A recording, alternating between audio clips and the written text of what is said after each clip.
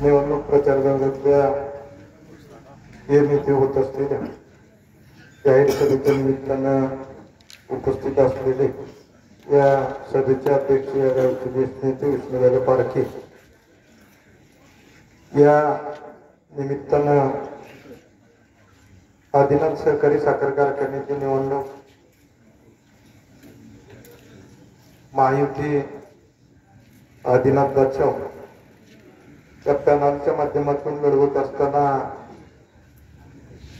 आदिनाथ ही तालुक्याची अस्मिता आहे आणि तिला कुठंतरी ऊर्जित अवस्था यावी त्या भावनेतनं ज्यांनी त्या निवडणुकीमध्ये आपल्याला पाठिंबा दिला ते आदरणीय रोहितदादांचे प्रतिनिधी बारामती ॲग्रोचे व्हाईस चेअरमन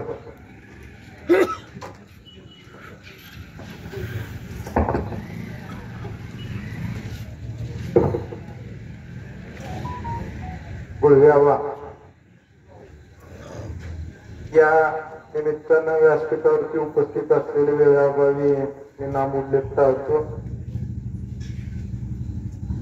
या पॅनलचे सन्माननीय सर्व आमचे उमेदवार केमानी या परिसरातील प्रमुख पारखेसाहेब अच्युत तळेकर, संदीप तळेकर, दशरथ तळेकर, गोरख बाप्पा तळेकर, कांतीलाल दौंड, गोरख पारखेसर, शरद वायमासे, सचिन ओहळ, अभिजित तळेकर, सागर कुर्डे, विकास पारखे, सचिन काळे, योगेश ओहळ, निखिल तळेकर, दत्तात्रय बिचितकर, बापू पारखे, संजय नवले, अरुण लोढे चेअरमन, बळीराम गाडगे, दादासाहेब पारखे, ज्योतिराम बिचितकर या निमित्ताने उपस्थित असलेले केम गटातील आदिनाथ सहकारी साखर कारखान्याचे सन्माननीय सर्व शेअर सभासद, उपस्थित असलेली वडीलधारी मंडळी, ग्रामस्थ बंधू, तरुण मित्र, पत्रकार बंधू, आदिनाथ सहकारी साखर कारखान्याच्या उद्याच्या 17 तारखेला होणाऱ्या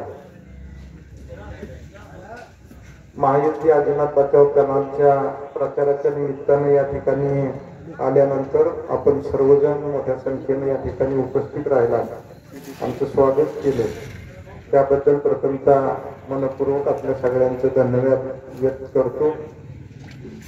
या निमित्तानं बोलत असताना अनेक वक्त्यांची या ठिकाणी भाषणे झाली.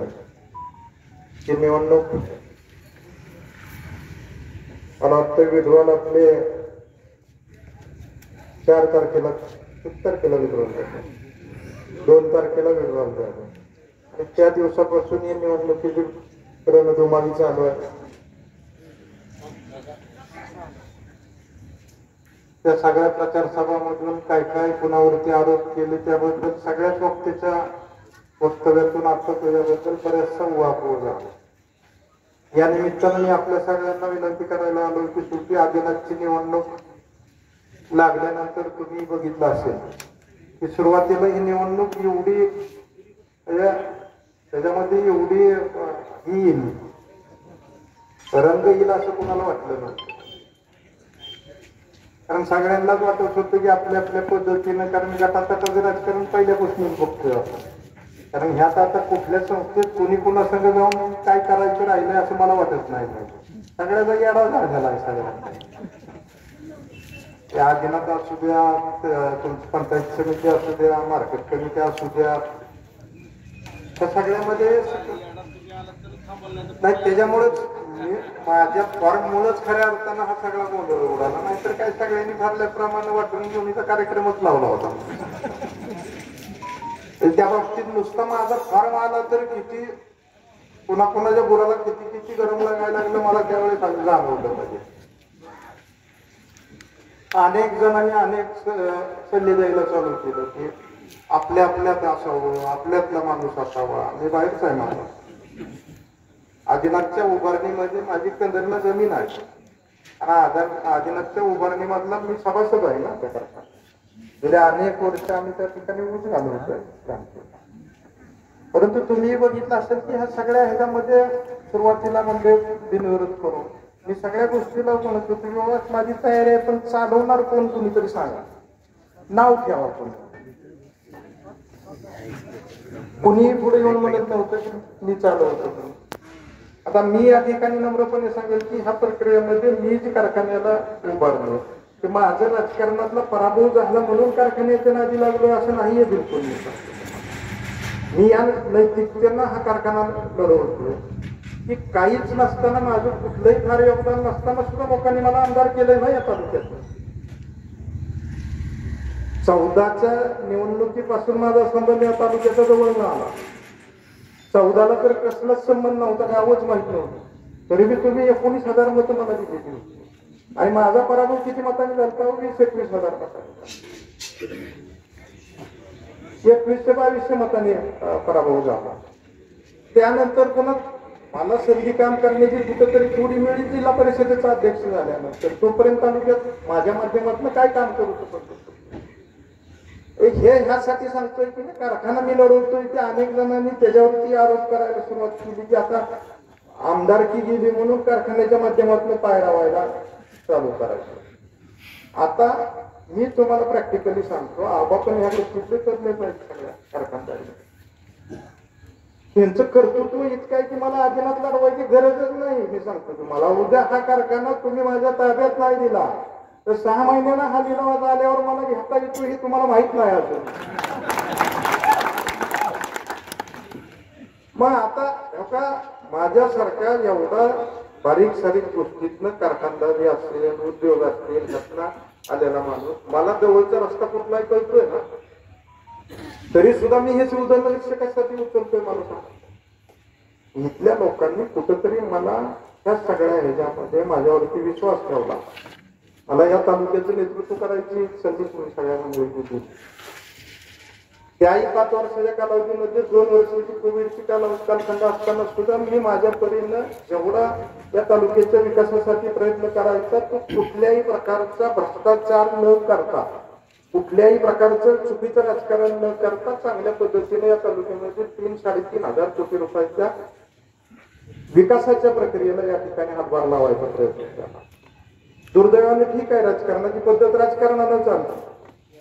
माझा पराभव झाला, शेवटी लोकांची प्रक्रिया जे असेल ते लोकांचा निर्णय आहे आणि त्याच्यामुळं पुढं ह्याचा अर्थ पराभव झाला म्हणून मी तुम्हाला सगळ्यांना सोडून द्यायचा असंही होत नाही. माझी नैतिक जबाबदारी आहे की तुम्ही सगळ्या मंडळींनी पराभव होत असताना सुद्धा मला 43,000 मतं दिली. ती काय कमी नाहीत ना. आज 42,000 तरी मतं काय कमी आहेत. आज तुमच्या 30-40 वर्षाच्या 2 पिढ्याच्या राजकारणातली अवस्था काय झाली सगळ्यांची मला माहित आहे ना. डिपॉझिटीवर सुरू झाले ना. ह्याही गोष्टीची मला त्या ठिकाणी नैतिक जाण आहे आणि त्यामुळं या आदिनाथ कारखान्याच्या निवडणुकीमध्ये मला सोपा मार्ग हा असताना राजकारणच करायचं म्हणलं तर हे मी सांगितलं की तुम्हाला एवढी कर्तृत्व नाही ती मुख्यमंत्री येऊन सुद्धा काय गाळप करते ते हे तुम्ही बघितलंय. त्या पद्धतीनं त्याचं काय होणार आहे मला माहित आहे ना. राजकारणच करायचं म्हणलं तर मी एवढा उपाध्याय करत बसायची गरज नाही ना त्याला. निवडणुका लढवा दुसऱ्या पद्धतीनं मी राजकारण करू शकतो पण ते पाप मी कधीही करणार नाही. मी या ठिकाणी जाहीरपणे सांगतो की मी हा कारखाना कधीही कुणाला चालवायला देणार नाही, कधीही हा कारखाना प्रायव्हेट होणार नाही. जोपर्यंत तालुक्यातल्या जनतेनं माझ्या ताब्यात तो कारखाना ठेवलेला असेल तो सहकारी साखर कारखाना आणि नावाजलेला कारखाना म्हणूनच चालवायचा प्रयत्न करेल. आज आपण बघतोय विधानसभेच्या निवडणुका झाल्या. किती दिवस झाले? 4 महिने 3-4 महिने झाले. गटातटाची काय अवस्था आहे? नेते मंडळीची स्टेटमेंट 10-15 दिवसाला वेगवेगळी यायला लागली. आज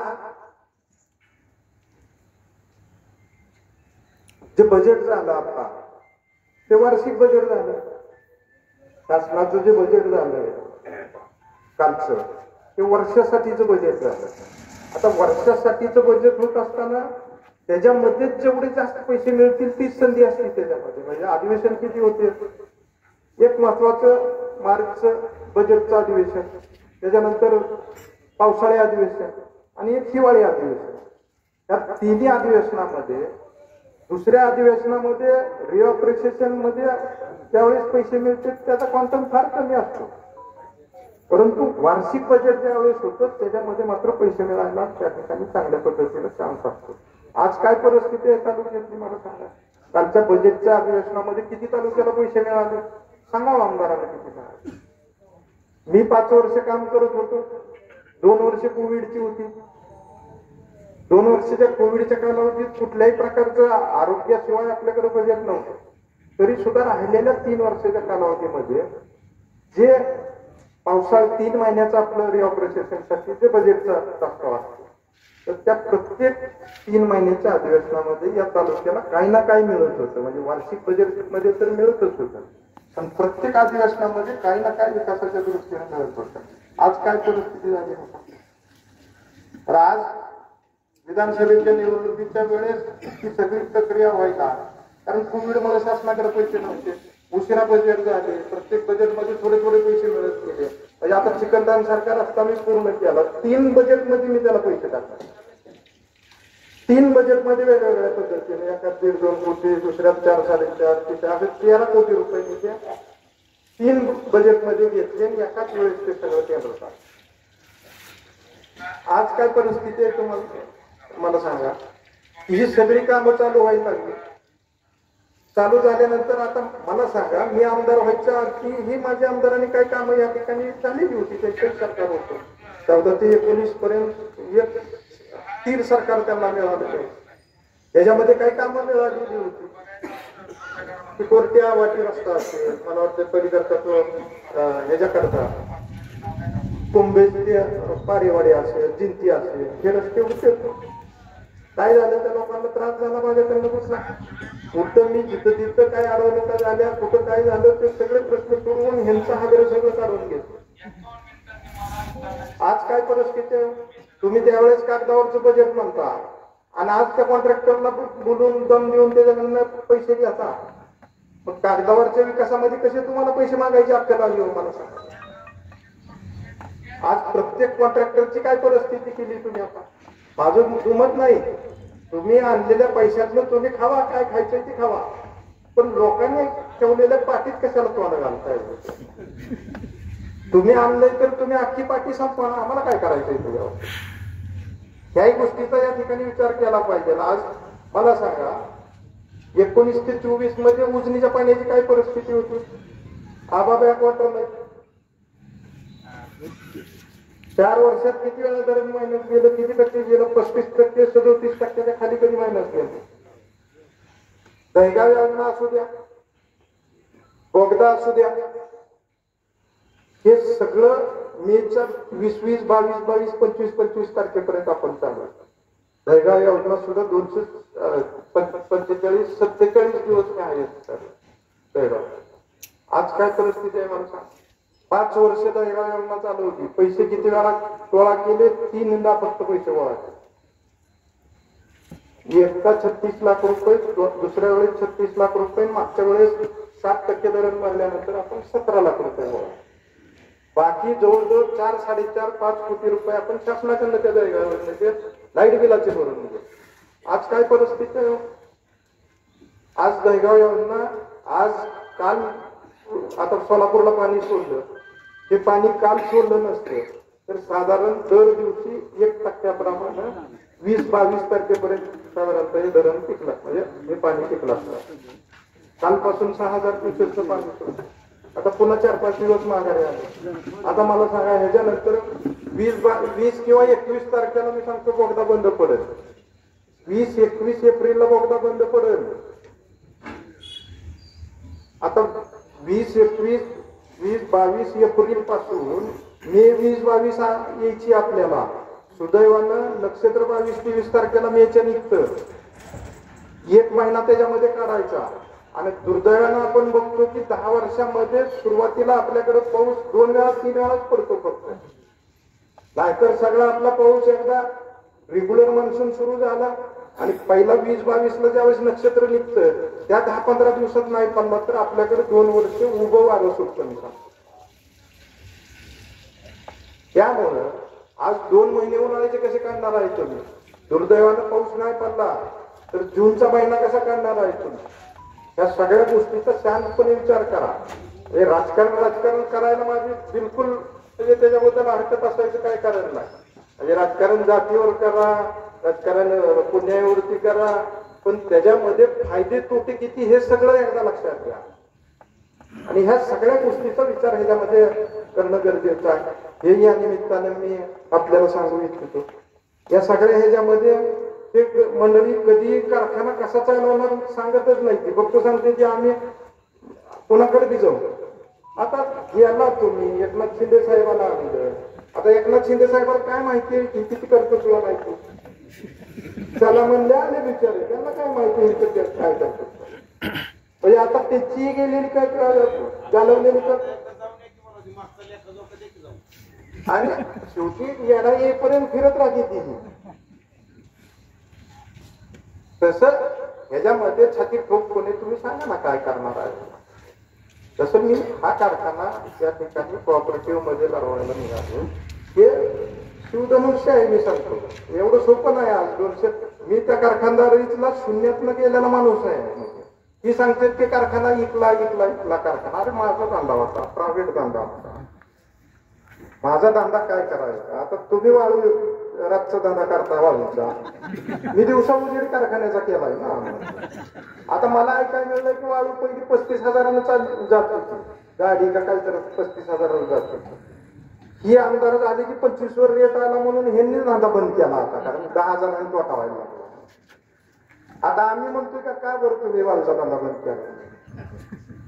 ह्याही गोष्टीचा सगळा विचार केला पाहिजे ना. बरं शेवटी माझा धंदा आहे.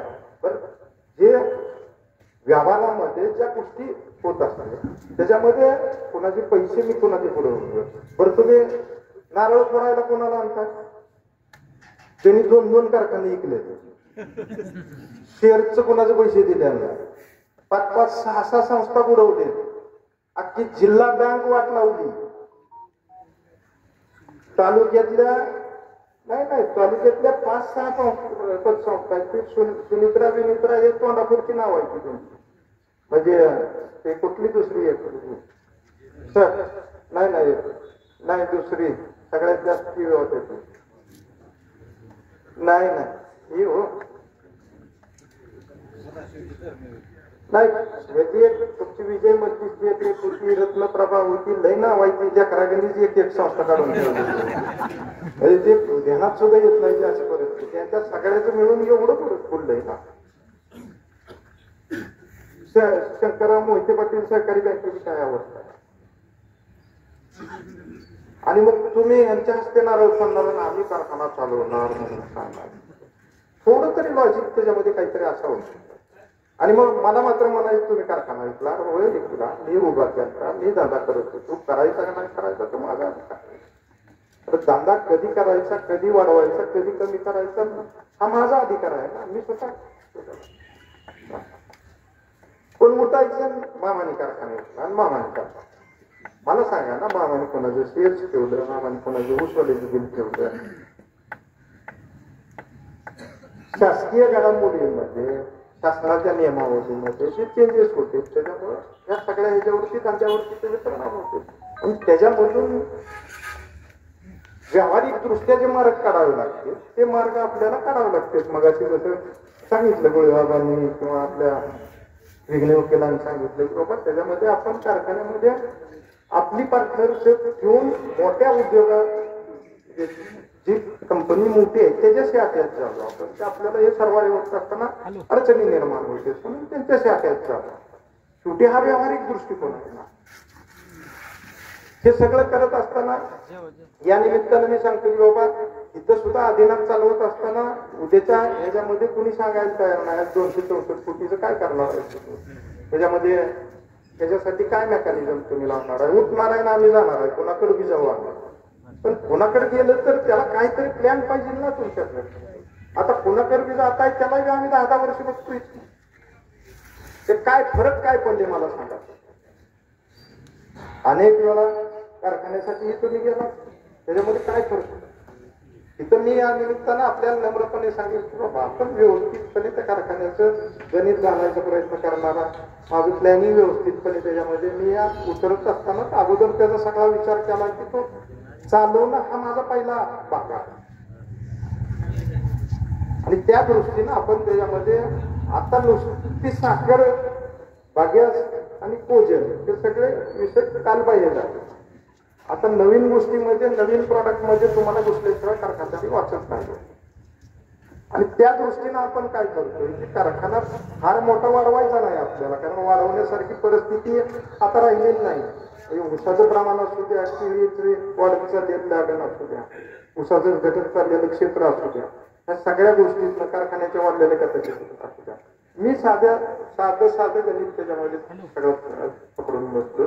माझ्या सगळ्या माझ्याकडं एवढ्या 16, 17, 18 वर्षाच्या सगळ्या ह्याच्यामध्ये अनेक लोक मला जुळलेले आहेत. अक्षी असतील, अधिकारी असतील, अकाउंटंट असतील, ह्या सगळ्यांची चर्चा करून त्याच्यामधून आपण काय करतो की साखर हा व्यवसाय ठेवतो.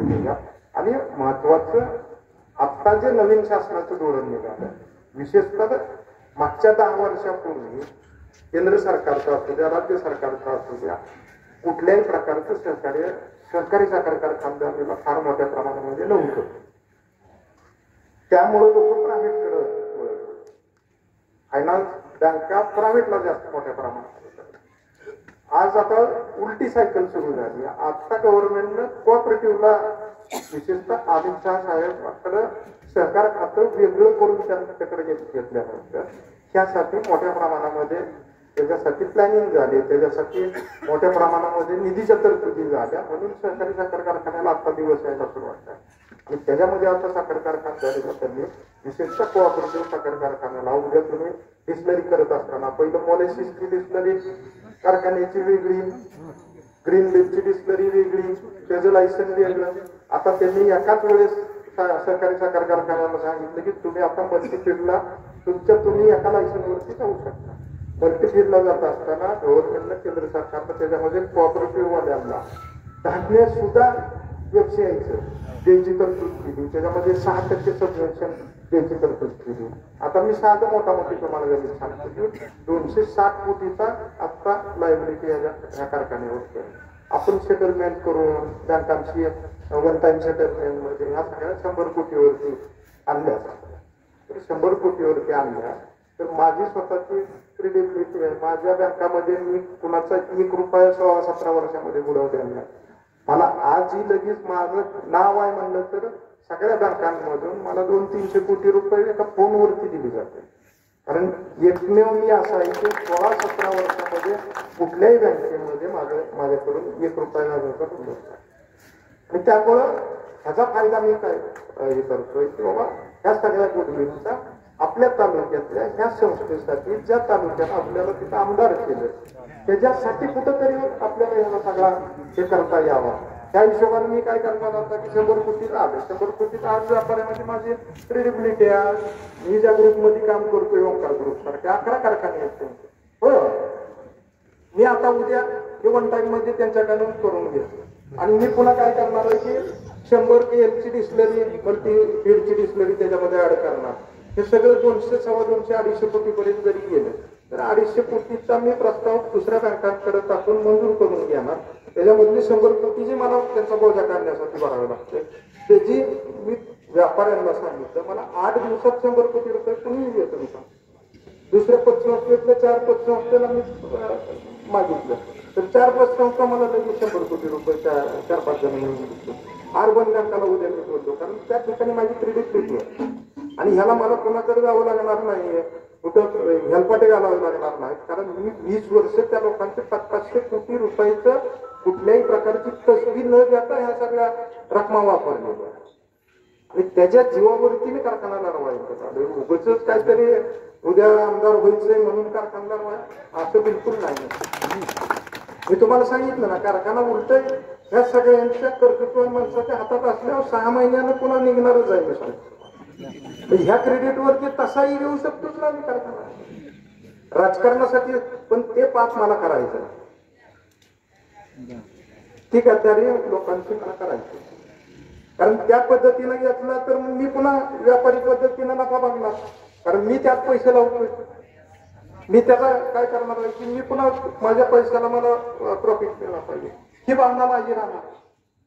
तीच कोऑपरेटिव्ह मध्ये ह्याच्यामध्ये बाकीच्या भावनेचा काही विषय येणार नाही ना, मी नावासाठी करायला जाणार आहे.